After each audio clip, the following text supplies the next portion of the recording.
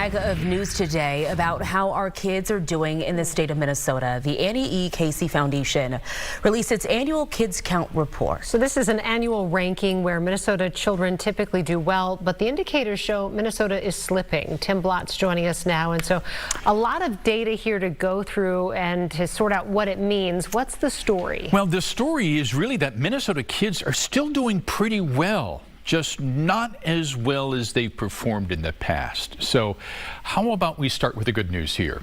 For overall child well-being, Minnesota ranks number 5, and Annie E. Casey considers us among the 13 best states in the country. We rank far better than all of our peer states here in the upper Midwest.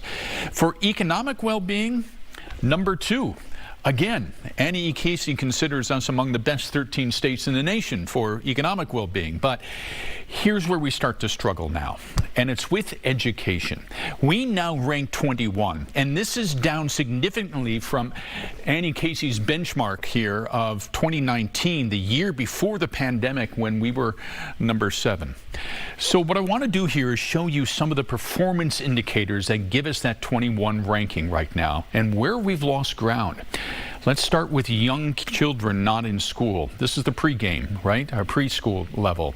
We've creeped up to 54% now, and that's up a little bit from 2019.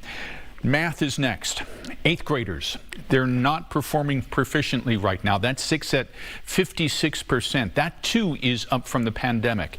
And then there's 4th graders not proficient in reading. That's now up to 70%, okay?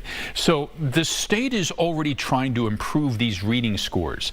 Axios Twin Cities reporter Nick Halter talked about this with us this morning on the Fox 9 Morning News. 2024, the state passed the READ Act, which was more of a phonetics-based reading model. That is rolling out to a lot of schools right now. The schools the schools and the districts that have gotten on that earlier are seeing really good results. The hope here is that if you see more schools adopt that, and you are, that the reading numbers are going to improve quite a bit. So perhaps some encouraging news on the horizon here. Now, I reached out to Governor Walz's office and the Department of Education for comment on these latest data scores, particularly in relation to the decline in education performance indicators. They have yet to get back to us, but the president of Annie E. Casey says that these declines really underscore, we're talking about education here, underscore that our nation has yet to fully recover from the pandemic. Kelsey? All right, thanks, Tim.